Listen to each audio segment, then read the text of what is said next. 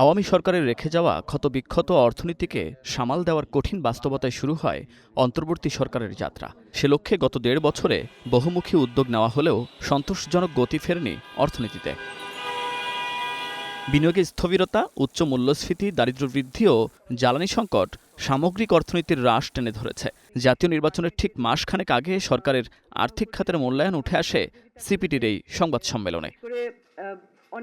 সংস্থাটি বলছে, অভ্যন্তরীণ গ্যাসের যোগান বাড়ানোর বিপরীতে তৈরি হয়েছে এলএনজি আমদানির প্রবণতা, যাতে বাড়ছে জ্বালানি নিরাপত্তার ঝুঁকি। টেকসই আর্থিক ব্যবস্থাপনার লক্ষ্যে হয়রানিমুক্ত কর ব্যবস্থা আর ব্যবসা বান্ধব পরিবেশ নিশ্চিত করা এবং সব ক্ষেত্রে দুর্নীতি কমানোর তাগিদ দেয় সিপিডি।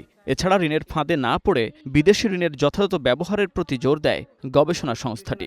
বৈদেশিক ঋণ এবং তার যে বোঝা, এটা ক্রমান্বয়ে বাড়ছে এবং দেশীয় ঋণের বোঝাও বাড়ছে। অনেক দেশ লোয়ার মিডল ইনকাম থেকে আপার মিডল ইনকাম হয়, তখন আপার মিডল ইনকাম ট্র্যাপে পড়ে যায়, যেটা ল্যাটিন আমেরিকা হয়েছে।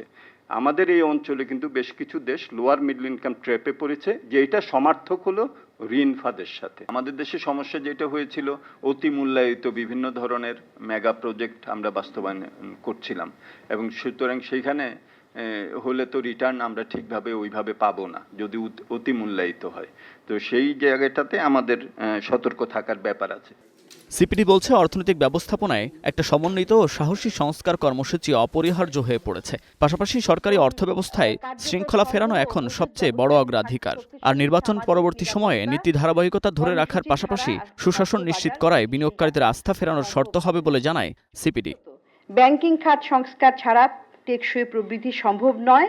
ঋণ খেলাপি কমানো, রাজনৈতিক প্রভাবমুক্ত তদারকি নিশ্চিত করা। কিছু কিছু ক্ষেত্রে সাম্প্রতিক সময়ে স্থিতিশীলতা এসেছে, কিন্তু সেই স্থিতিশীলতাটা সত্ত্বেও রাজস্ব ঘাটতি, উচ্চ মূল্যস্ফীতি, খাদ্য নিরাপত্তার ঝুঁকি, দুর্বল ব্যাংকিং খাত, স্থবির বিনিয়োগ, জ্বালানি সংকট এবং বৈদেশিক খাতের অনিশ্চয়তা, এই সব মিলিয়ে অর্থনৈতিক ব্যবস্থাপনায় একটা সমন্বিত এবং সাহসী সংস্কার কর্মসূচি অপরিহার্য হয়ে পড়েছে।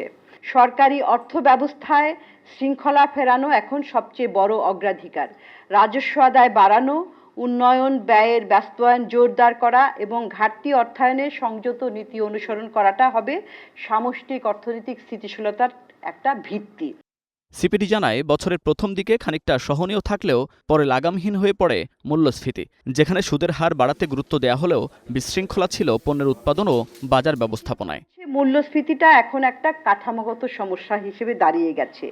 শুধু সুদের হার বাড়িয়ে এটি নিয়ন্ত্রণ করা যাবে না, এটা স্পষ্টতই। এবং খাদ্য সরবরাহ ব্যবস্থার সংস্কার, মজুতদারি বন্ধ, পরিবহন ও সংরক্ষণ অবকাঠামোয় বিনিয়োগ এবং নির্ভরযোগ্য তথ্য, এগুলোর ভিত্তিতে সময়মতো খাদ্য আমদানির সিদ্ধান্ত নিতে হবে। খাদ্য নিরাপত্তাকে জাতীয় নিরাপত্তার অংশ হিসাবে বিবেচনা করতে হবে। আসছে জাতীয় সংসদ নির্বাচনে যাতে অর্থের ছড়াছড়ি না থাকে এবং নির্বাচনটি যাতে সহিংসতা মুক্ত হয়, সেই তাগিদও দিয়েছে সিপিডি। এবং নির্বাচন পরবর্তী সময়ে নীতির ধারাবাহিকতা এবং সুশাসন নিশ্চিত করাই বিনিয়োগকারীদের আস্থা ফেরানোর প্রধান শর্ত হবে। Munnaf Rashid, star news, Dhaka.